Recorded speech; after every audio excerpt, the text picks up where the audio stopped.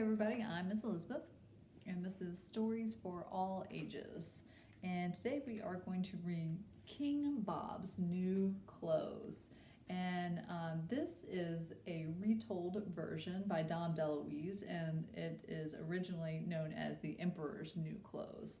Let's see, Christopher Santoro is the illustrator, and this is an Aladdin press publication. So, King Bob's New Clothes. You see all those fancy clothes?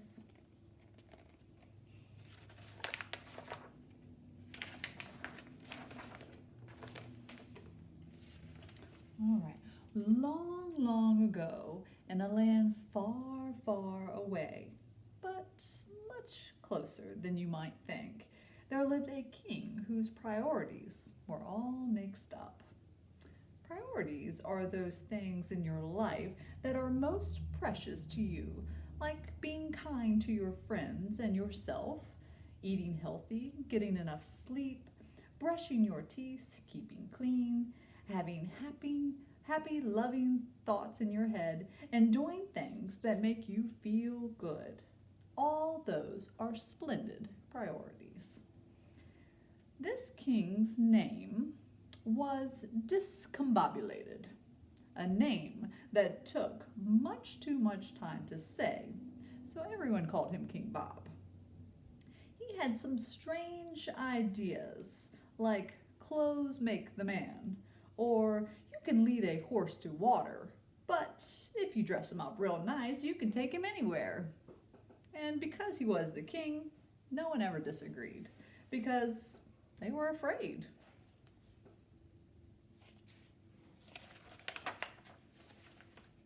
The king loved clothes, especially fancy new clothes. He would sometimes change his clothing 6 times in one day. Oh, how he loved to show them off to everyone. You'd think a king would have something better to do.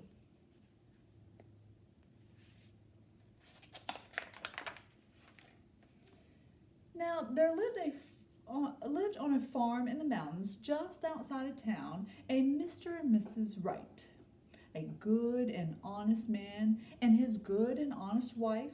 Folks called them Honest John and Honest Jane. They had a son, a good boy, who was called Junior. Honest John Jr., his mother and father told him to work hard, to keep love in his heart, and to always tell the truth. Junior worked hard on his chores, sometimes with the help of his horse Harry. On Sunday, the Wright family would ride their ox, their mule, and their horse, Harry, to go into the town to partake in the festivities, which included waving to the king, because every Sunday there was a royal procession.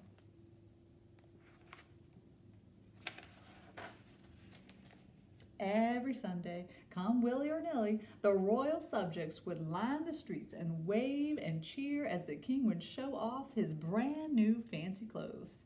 Even the fountain in the center of the square seemed extra bubbly when the king walked by. The band would play peppy royal music, and there were 4 violins played by the Smith brothers, and the court jester played 4 trumpets at once. What a strain on his lips, but he was good. 2 tubas were played by the Spratt twins, and the tambourine, drum, xylophone, and the glockenspiel were played by the Zusa family, who were all very talented, especially Grandma Zusa.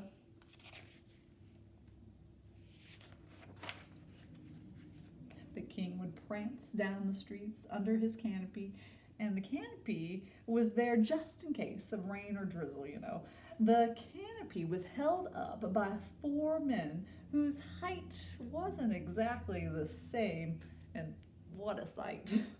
Sometimes King Bob wore clothes that were very, very fancy, so fancy that the people would snicker and wave and laugh and cheer all at the same time.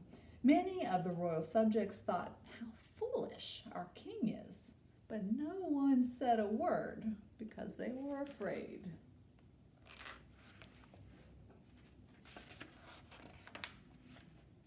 One day, as winter was settling in, 2 donkeys clip-clopped their way into town.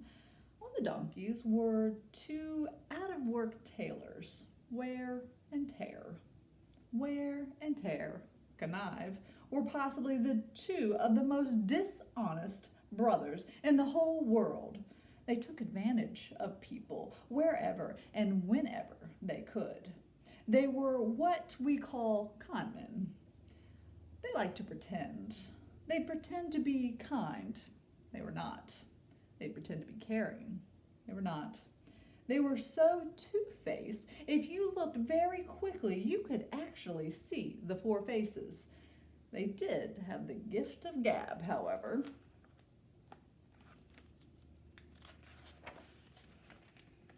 After the townspeople told them all about their king, Wear and Tear went to the castle and asked to see him.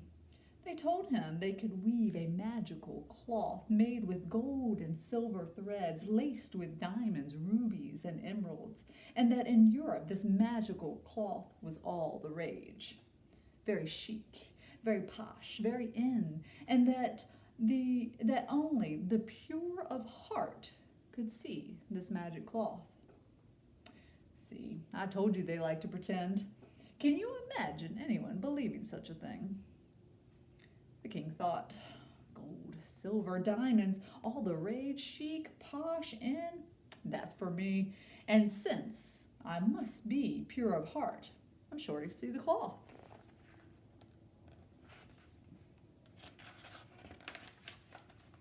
King Bob was so thrilled that he immediately ordered a new royal outfit to be made out of the magic cloth. He sent to the treasury for the shiniest gold and silver threads. He sent for diamonds and rubies and emeralds that sparkled so brightly it would make your eyes go twinkle, twinkle. The tailors were paid a great deal of money and then set up their loom in a special room where they were to begin their weaving. They took gold and silver, diamonds, rubies, and emeralds and hid them in their trunk. Then they pretended to begin weaving the magic cloth, reminding everyone that only the pure of heart would be able to see it. Since no one wanted to be impure of heart, they all pretended to see the magic cloth, even the king, because they were all afraid.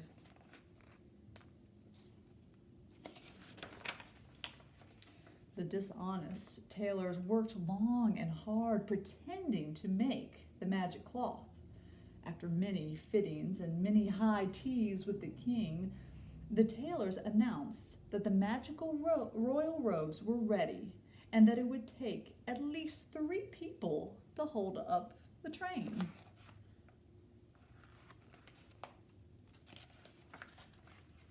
"The royal robes are ready," cried Carlos, the town crier.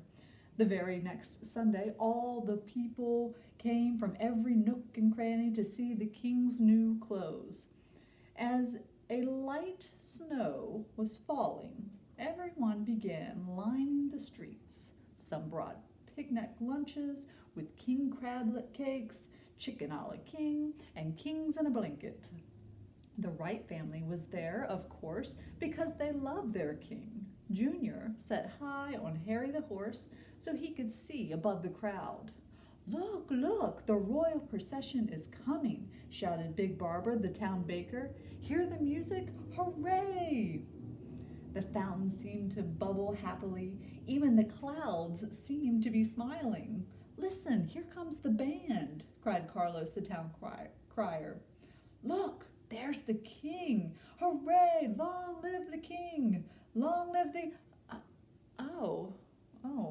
Well, the people were stunned, frozen.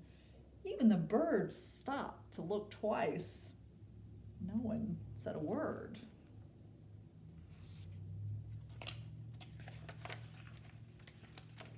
When Honest John Jr. saw the king, he rubbed his eyes and looked again. "The king is naked," he said. "The king has no clothes on." Everyone gasped. Grandma Zuza fainted. About 12 people said, "Oh my goodness." But the little boy just smiled. He had told the truth, and he was not afraid. "What did you say?" asked the king. Well, just then Walter, the wise man by the side of the road, said, "Out of the mouths of babes oftentimes comes truth."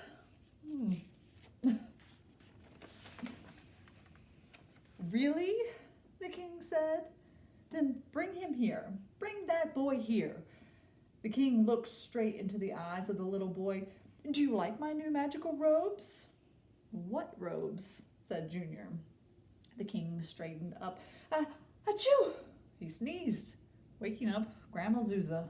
"Oh, God bless you, your majesty," said the little boy. "Oh, yes," repeated all the people. "Bless you, your majesty." The king was just about to sneeze again when the boy said, "Here, your majesty, please take the horse blanket. It'll keep you nice and warm." And because he liked the king so much, Junior took off Harry's old straw hat, formed it into a crown, and placed it on the king's cold head.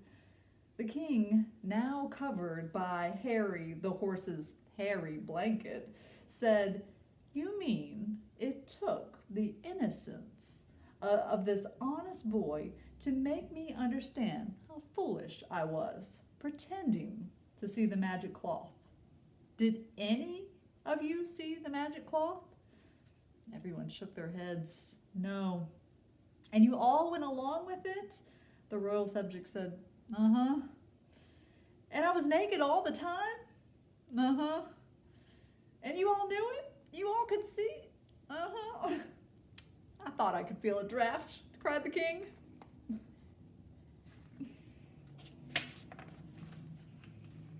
The king's face grew serious.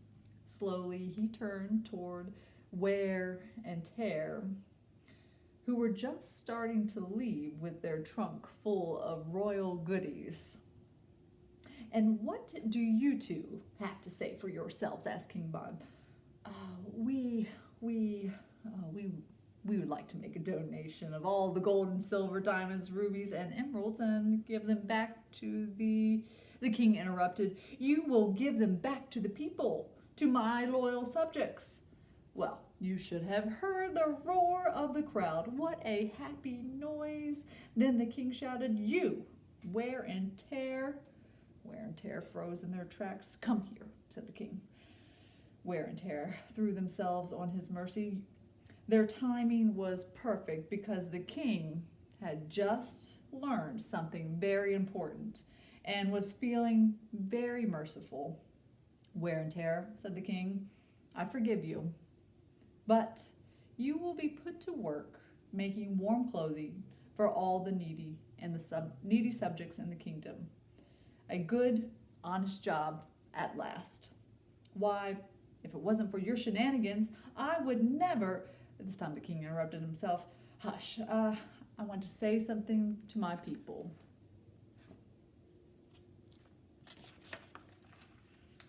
The court gesture blew his bugles, da-da-da-da. He was very good at this. Suddenly, everyone was quiet. "Your king realizes that the king paused, "that my values were all mixed up. So my kingdom was all mixed up. I see now that it is not the clothes on a person's back that are important. What is important is the feeling of love in one's heart. And that will be my highest priority from this day forth."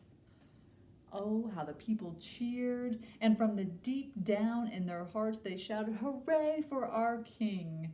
Long live the king!" The king was so happy, a tear came to his eye. That happens sometimes. He picked up Junior in his arms. "Long live the king," whispered Junior. "Long live the king." The king hugged the boy ever so gently. The crowd cheered with love. The king smiled, and for the first time in his life, he smelled like a horse, but he felt like a king. The end. All right. I hope you enjoyed that as much as I did, and I will see you next time. Bye-bye.